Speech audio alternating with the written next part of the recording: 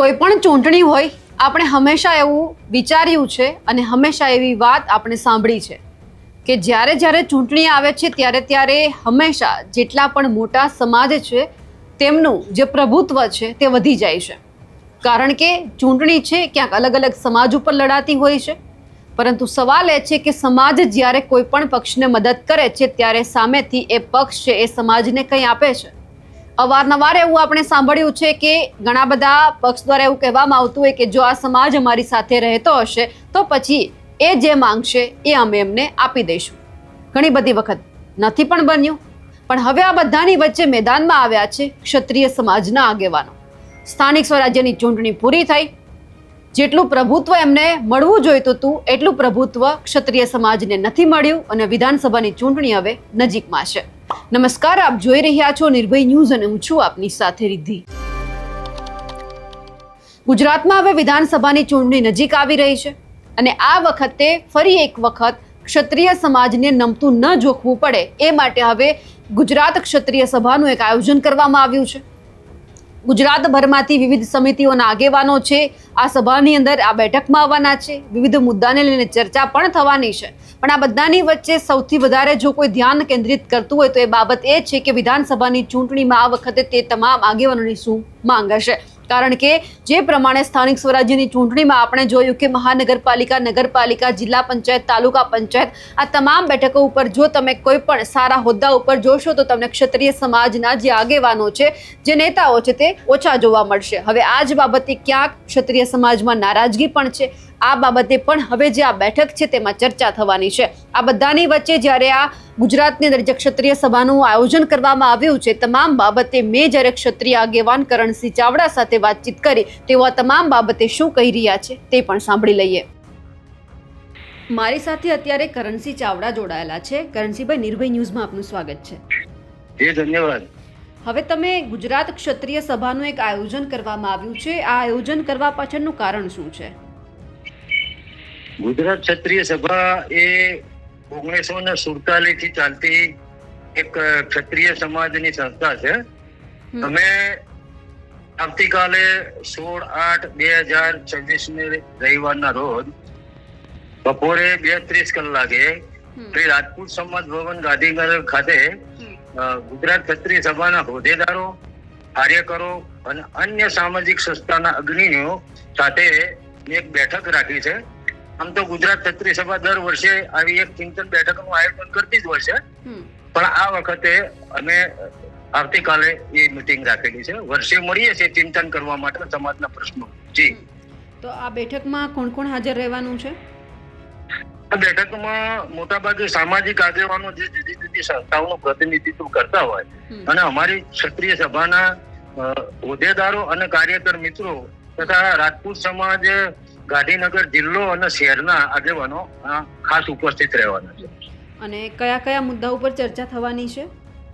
મુદ્દા તો ઘણા બધા છે, પણ મુખ્ય મુદ્દા કહી લઈએ તો એક તો ગંગા સ્વરૂપ વિધવા બહેનો જે છે એમનું જે પેન્શન વર્ષોથી 1250 રૂપિયા છે અને 5000 સુધી વધારવું, કારણ કે અન્ય રાજ્યોમાં આપણા ગુજરાત કરતા વધારે ચૂકવવામાં આવે છે.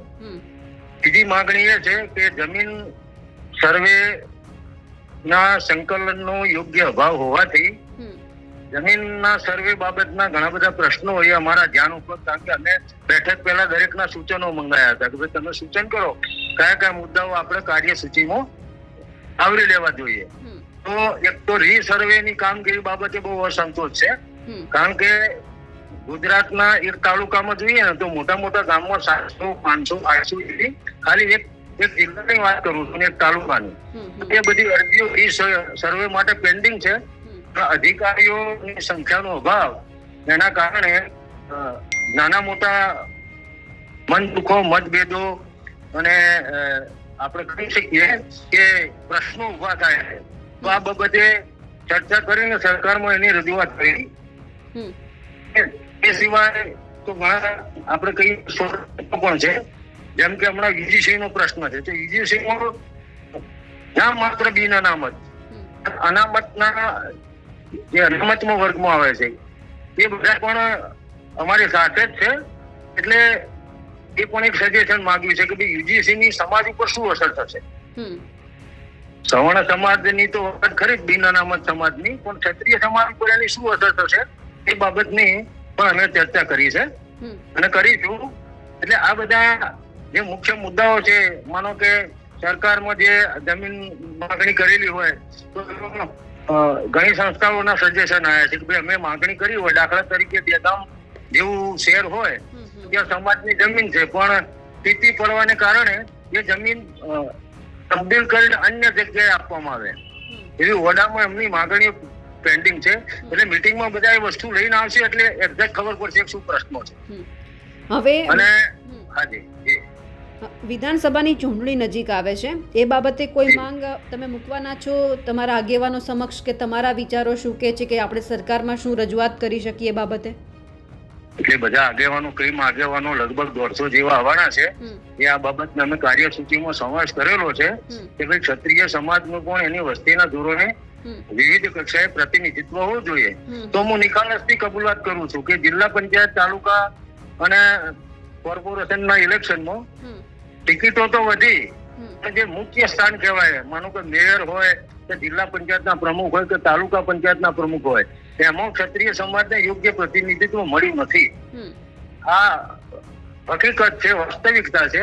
તો એ બાબતે 2027માં બધા ભેગા થઈ અને આ મુદ્દાને કઈ રીતે આગળ વધારવો, તો એ બાબતની પણ અમે ચર્ચા કરવાના છીએ. કારણ કે રાજકારણ તો હવે ઘર સુધી પહોંચી ગયું છે, એટલે રાજકીય બાબતોથી અમે અળગા રહીએ એવું શક્ય નથી. એટલે વધારેમાં વધારે પ્રતિનિધિત્વ મળે વિધાનસભામાં, એની પણ અમે માગણી કરવાના છે.